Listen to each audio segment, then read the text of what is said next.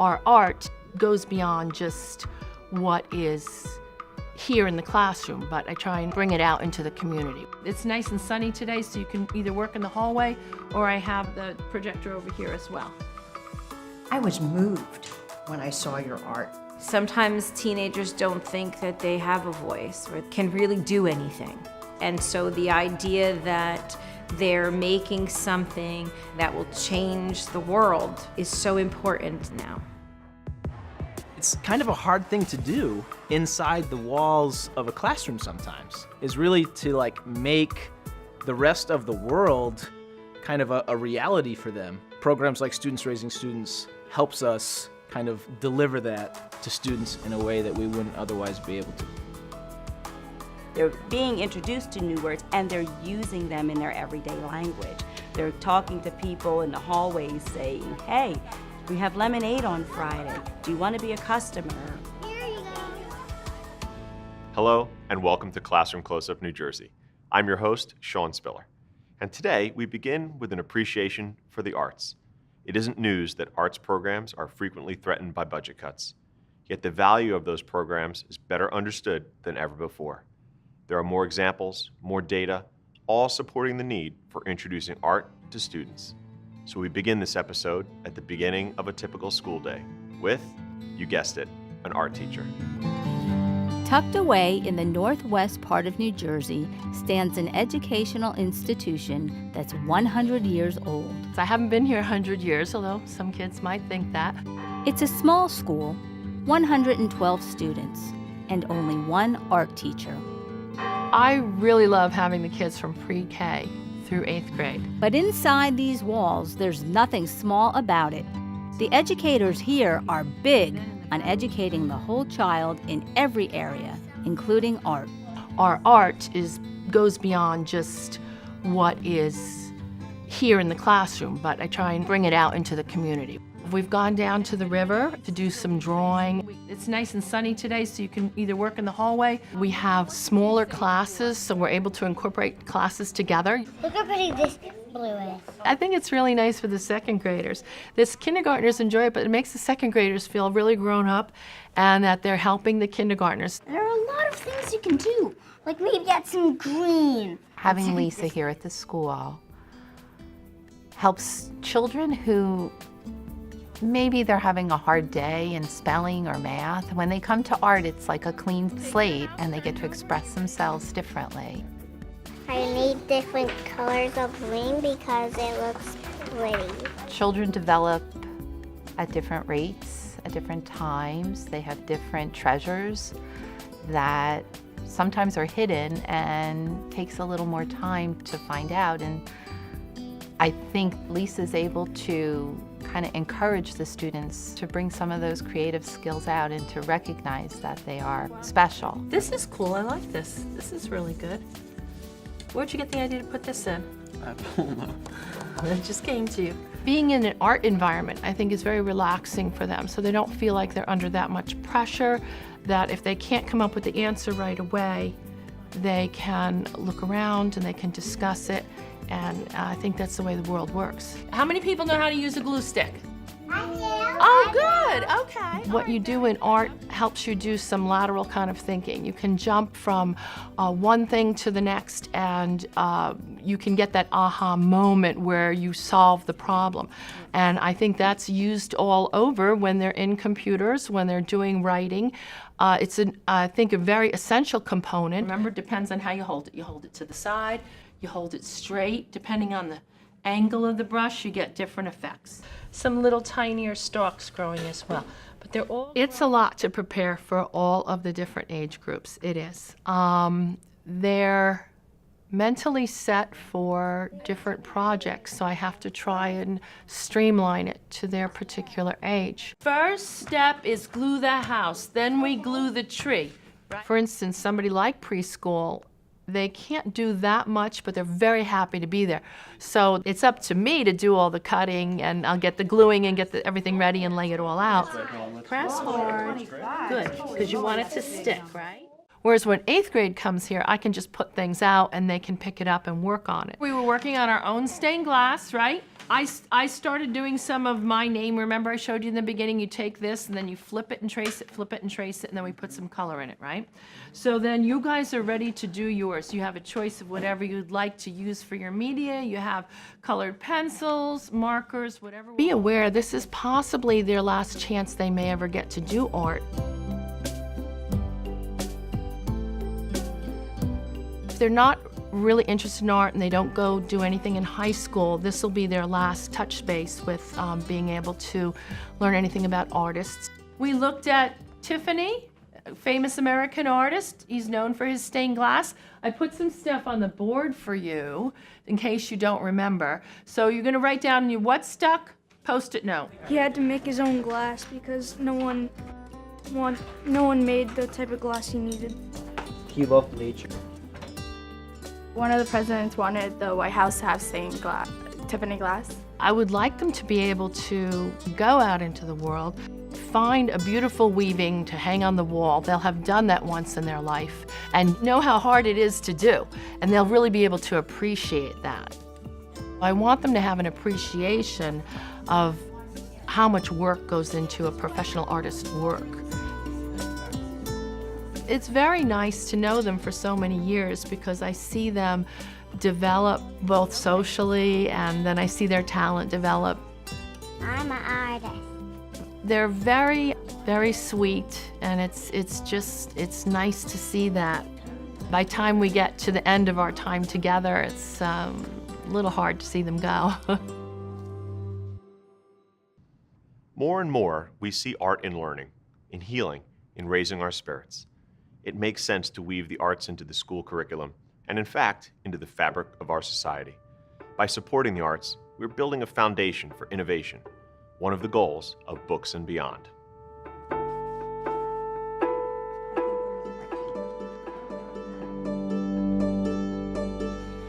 And so you're letting it dry in between, right? Yeah. Because you want to glaze over that watercolor. And because Carolyn Fraser is an art specialist in the Jersey City School District. Yeah, that would be great. That'll give you a little texture and stuff. Okay. She also takes interest in her students beyond their artwork. There was a lot going on in my classroom, and a lot of the students were feeling down, and I was trying to find a way to help them deal with all that. So she used a piece of advice her mom once shared with her. When there's something going on in life that's stressful or difficult, you give back to someone else. Pay it forward, it comes full circle. We need to do community service. We need a project that will help them refocus. And that's how I came about meeting Nancy and finding a project that I thought would really do it for us. I'm so excited that Nancy is here with us today because I want. Nancy Uslan is the founder of Books and Beyond USA, a nonprofit dedicated to producing and distributing books to students around the world. Books and Beyond USA is a program that allows American students to create, through their artistry and their writing, books that we deliver to Rwandan students. This is English support material because in 2008, the president of Rwanda mandated that English become their official language. Nancy and Carolyn worked together to produce an alphabet book titled Under One Moon. Carolyn's students designed and created each illustration in the book. I'm just layering on the colors. Like I just started with the yellow and then... They were able to choose whether they were going to illustrate the letter, a number, or a color, and come up with what the image would be. I was moved when I saw your art. Not only moved, but surprised that it came from such young talent. By creating this book and printing it in Rwanda, it allows Rwandan students to own their very first book. When I was a small child, I would just take these books like these and just stare at the pictures for hours and hours. And I just really hope that one day, one of these Rwandan children might look at this and aspire to do something similar. When you hand a book to a child in Rwanda, it not only just stays in that Rwandan child's hands, it's shared with their siblings, it's shared with their parents, and it's shared with their community.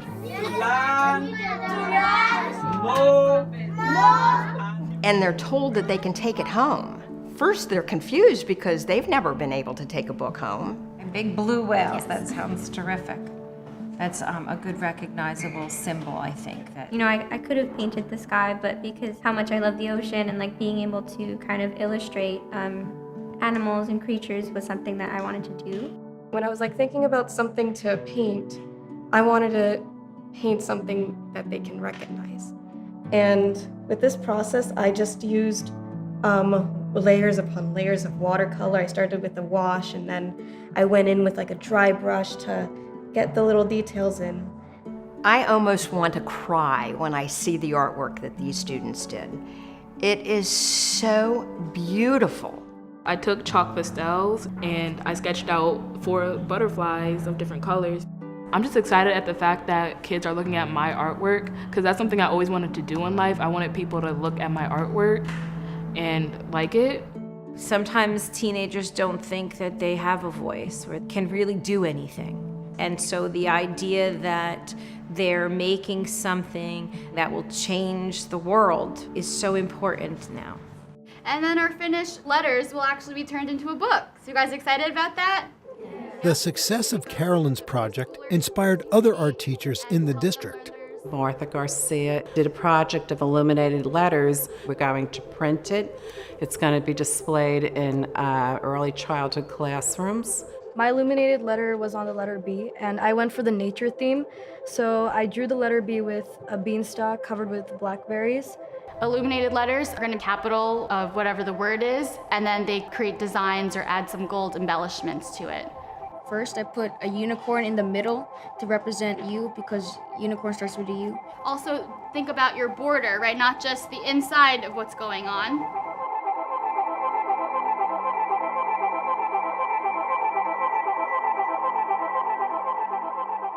For me to see them come in and be like excited about it, it made me like happy, to teach them this. Since 2014, I've printed 10,000 books. You just know that it is accomplishing what it was intended to do. It's allowing them to think, to go to another place, and it's allowing them to learn.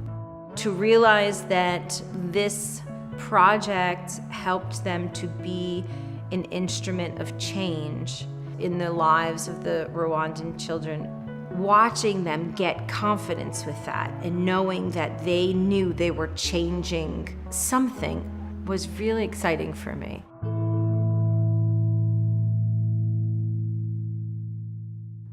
When we return, students raising students. Stay tuned.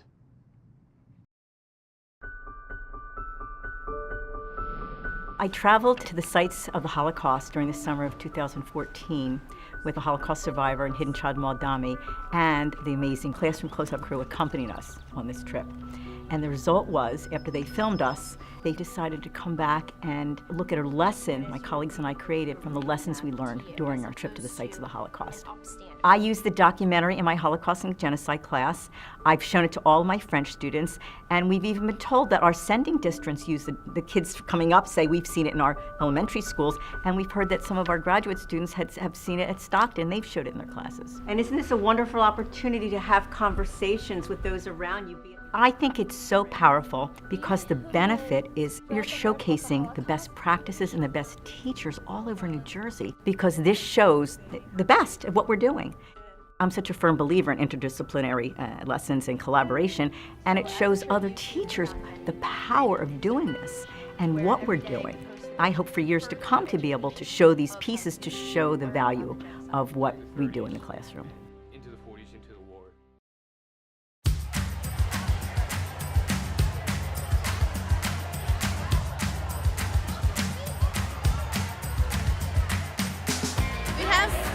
Different types of cakes.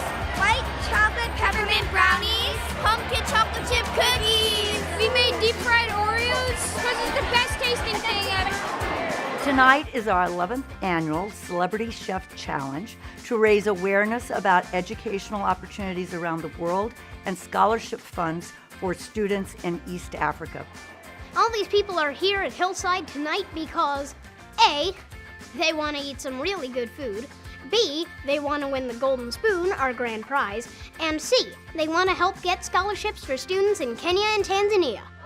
Come on in, guys. Students sign up ahead of time, teachers, community members, even alumni of the school, to be chefs, and they create these little, usually pretty high in calorie, treats, and people will come in and then they tip the different chefs whose treats they like the best. There's like a first, a second, a third place prize. So all of this money will be counted at the end of the evening, and the winners will be announced. Today we have a brownie donut we call Brownuts with chocolate ganache and caramel drizzle with chocolate pretzels. And then we have a lemon donut with lemon glaze, a raspberry, and some fresh raspberry drizzle. This is awesome because you're getting lots of good food and it's to help raise money for a good cause. I'm here to raise money for kids in Tanzania to go to college. This event, Celebrity Chef, is part of our SRS program. And in SRS, we raise money for students' scholarships in Kenya and Tanzania. There's one for a secondary school student and one for a university student. A lot of the money goes towards resources they need in school, just simple things that we take for granted here, such as books and paper, pencils. The students here want an education and the students there want an education as well. Just getting there might not be the same paths, but if we're able to make their path a little bit easier, that's certainly something we can and should do. Students Raising Students is a program that was started by a Bridgewater High School student after traveling to Kenya and Tanzania with me in 2005. When Jessie Soldavari, who was the student who wanted to start the group, was founding the group, we sat down and we talked about what are we going to do, how are we going to raise money. And as the years went on, more and more students began to understand our goals and what we wanted to do to help, and more kids got involved and excited about what we were doing. The students really have a large active role in the process. Events such as Celebrity Chef and Forest Fest and many other things are things that they've wanted to see happen at the school, and it's something that we've helped facilitate along the way. I made an Oreo parfait. It's with Oreos and whipped cream and brownies. We have toffee bars and cookie bars. I have Google. A lot of people do chili. Chili is really good. Some people do meatballs and other stuff, but dessert is really popular.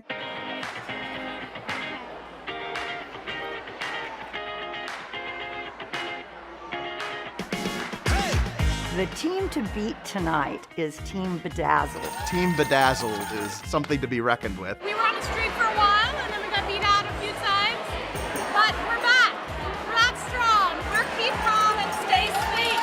And we've won several times. We got 4 cheese macaroni and cheese. It's a family recipe. It's been in the family for a really long time. That golden spoon is ours. Right now we're counting money. We've developed a system over the years where we tabulate all the coins, they're put into the computer, and then hopefully by the end of the night we have our winners. Community can be defined as being here in our local community or in a national community or global. It's kind of a hard thing to do inside the walls of a classroom sometimes, is really to make the rest of the world kind of a reality for them. Programs like Students Raising Students helps us kind of deliver that to students in a way that we wouldn't otherwise be able to. Our grand prize winners this year for Celebrity Chef Challenge. Over the years, I have come to realize that our students here in New Jersey gain more from participating in Students Raising Students than the students that we are actually helping with scholarships, because they come to Hillside not having a clue about what it's like to go to school in other parts of the world, not understanding the privilege that they have to go to school, because they see school as a chore and not as an opportunity. And when they start to learn about how difficult it is for students in other parts of the world to go to school, I think it broadens their perspective, makes them more compassionate, and really makes them better human beings.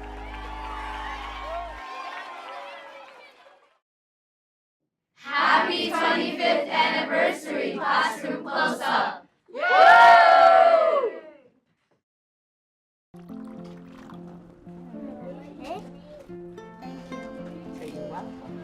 I have a lemonade. Okay.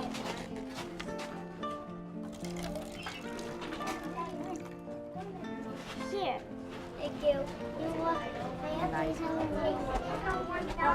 This isn't a traditional lemonade stand. It wasn't erected on the front lawn to pass time on a hot summer's day and earn a few shiny nickels.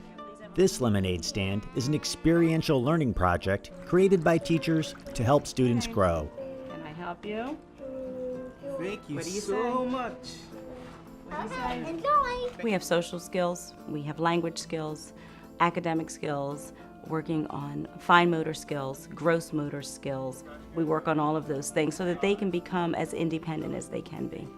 The inspiration for the lemonade stand actually came from a challenge to the learning environment. Where my classroom is located is very near the parent pickup line. By 2:30 in the afternoon, parents were lining up to pick up their children, but dismissal isn't until 3:10. So the children were becoming distracted. And so after about a month or so of that, we said, well, can't we do something to turn this distraction into learning?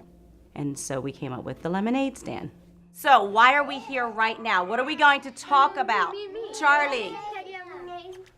The lemonade stand. We've been working towards the goal that says, I can run a lemonade stand. They are always looking for unique ways to meet the needs of their students. And I don't think you get any more unique than this one, something that was a distraction that they turned a negative into a positive. We began in the very beginning talking about social skills, looking at people, giving good eye contact, using language, using our words. Some of the children have some difficulty with language, so this has helped to build their language skills. We talked about what is a business, talked about advertising, and we talked about our product, what our product would be.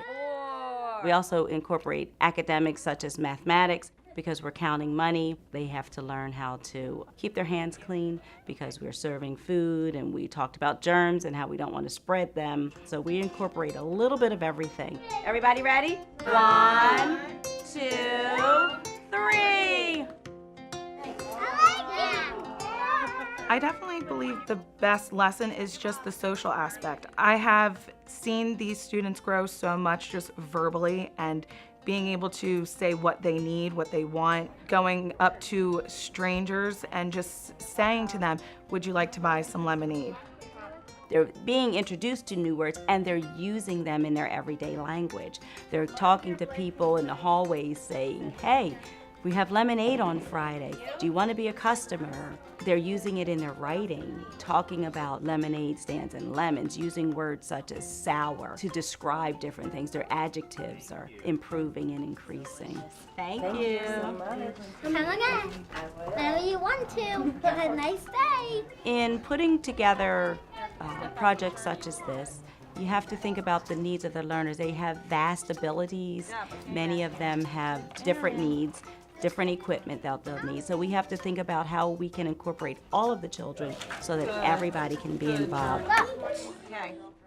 Here you go. The stand had been out there a few weeks before we opened up to sell because we were in the process of painting and all of those things. So the day that it was time to sell, the kids, I think, were so excited it just drew the people over to them. And I think we made $100 the first day. Money from the lemonade stand goes to the John O'Day Special Education Fund, which helps pay for learning experiences outside the classroom. Boardwalk. We might want to go to the boardwalk. Okay, Charlie. To the zoo.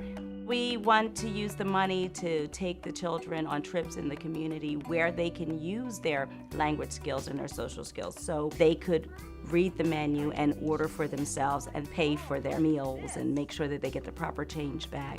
We want to work some of their gross motor and fine motor skills, so we take them bowling and other places that they'll be able to use those skills as well. Here you go, Asa. Thanks. My favorite part of the lemonade stand project is just seeing the kids' excitement. And then not only do they get excited, their friends get excited for them and they just cheer, "It's your week for the lemonade stand." And it's the light of our Friday. We enjoy it so much. Running the lemonade stand is one of the most exciting things for them to earn. And that's been the most enjoyable thing, I think. For me, it just lights up their eyes. Like the lemonade? Yes, I would.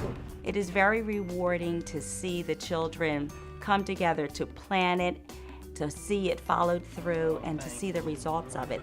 They get to take a trip realizing the rewards of their labor. Come again. That's how you make lemons into lemonade. We all face challenges. It's how you find opportunity in those challenges that makes a big difference. A little inspiration, some teamwork. Next thing you know, we're discovering ways we can raise one another up and change the world. We hope you learned some things here today. To see more, check out our website. And please join us next week for Ozobots, Oktoberfest, and more inspiring stories from our great public schools. For Classroom Close-Up New Jersey, I'm Sean Spiller. See you soon.